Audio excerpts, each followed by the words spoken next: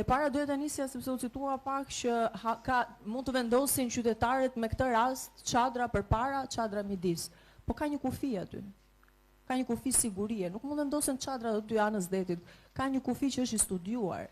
Si doli që ne me çadrat tona që do menaxhojmë, me këtë rast nuk do zihen më privati me shtetin, se jemi shtet me shtet dhe aty përpara mund vendosen çadra. Nuk mund vendosen çadra.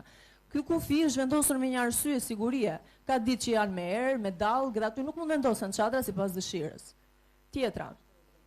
Si s'është e vërtet? Po pse në gjithë vendet e botës ka një kufi ku mund vendoset çadra? Nuk mund të vendosh dot në të kundërt privati do me çadra deri te deti, pse nuk shkon? Kush e bën? Nuk është parë në asnjë vend. Jo, e ke ti gabim, shikoje më mirë. Tjetra, midis rreshtave, sërish, nëse s'është i shkruar si ligj, nuk është etik, se s'do rrihen qytetarët me njëri tjetrin se të ngjitet ty aty tek çadra, të vit tjetri të nguli çadrën apo atë peshqirin e vet. Kjo nuk është e mundur. E ke vendosur aty ti kufirin, ka një kufi etik dhe jetë. Edhe një herë të lutem. Mund të vendoset midis rreshtave një çadër tjetër. Kjo kuptohet shumë qartë. Është e kotë ky diskutim. Tjetra, ne vim vit për vit këtu duke diskutuar plazhet. Po mirë mo, nuk ka ndonjë projekt afatgjat, paktën 5 vjeçar këtu të studiohet mirë, o Endri të lutem. Nëpër qytetet e tjera botërore, se Vlora nuk është më pak i rëndësishëm, studiohet edhe jepet një projekt 5 vjeçar. Ne vit për vit ngelëm duke ndryshuar formatet se si do t'i bëjmë ne projektet tona. Nuk i duam ato drejt çadra. As 7.000 lek, as 5.000 lek, as 4.000 lek. E dua falas. Dua të rri aty pa çadër, pa peshqir, pa asgjë. Ku e ke hartat aty se ku do t'jetë? Nuk i duam, më fal pak. Deri dje as nga Shkëmbi s'hidhesh e dot, andej sa kalon rërën, më fal pak, të lutem, jam vetë një nga ato.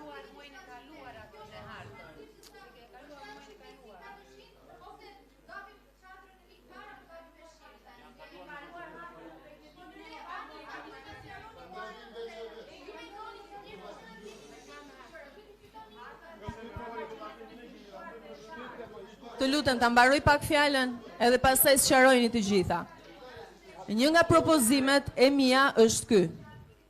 E gjithë vija bregdetare duhet të ristudiohet mirë dhe jo vetëm në atë pjesën e Lungomares, aty ku është plazhi me rër, të ketë plazh publik pa pagesë. Tani po del plazh publik me pagesë dhe pa pagesë. Gjë totalisht e papranueshme për qytetarët.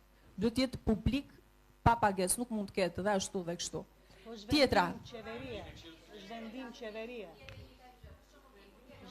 Le të dalim ne si qytet ndryshe atëherë. Po vendim qeverie, jo. Le ta kthejmë përmbys, mos ta pranoj fare. Po vetëm për Vlorën. Si qytetare e Vlorës nuk më pëlqen fare dhe jam e sigurt që një pjesë e madhe e qytetarëve nuk i pëlqen kjo gjë. Tjetra, po të kalosh nga plazhi me rër, as nga Shkëmbi nuk hidhesh dot, se nuk të lën.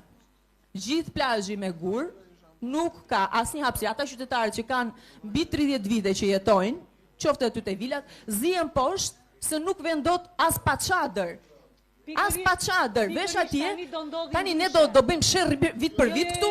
Në vend që ne ta zgjidhim mirë e mirë këtë, të çojmë në çdo segment plazh publik pa pagesë. Është deri te tuneli. Ne dhe atë që ishte publik pa pagesë e bëmë me pagesë. Është deri te tuneli.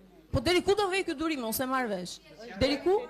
Deri tek tuneli. Ku ka hapësirë publike te tuneli? Më fal pak, zonja Elsa, ma trego ti se kam qenë vetë tunt vetë të kërkoj andej dhe nuk ka asnjë hapësirë publike pa pagesë. Po them, qytetarët zihen aty sepse ai që e merr privati thotë s'mund ulesh këtu ti me peshqir apo me çarçaf, sepse është hapësira ime. Unë mendoj që ne në këtë forum po i konfuzojmë më shumë qytetarët dhe po i bjem shumë më qafë qytetarëve. Propozoj që këto projekte të jenë më afatgjata dhe më të mirë studiuara. Faleminderit.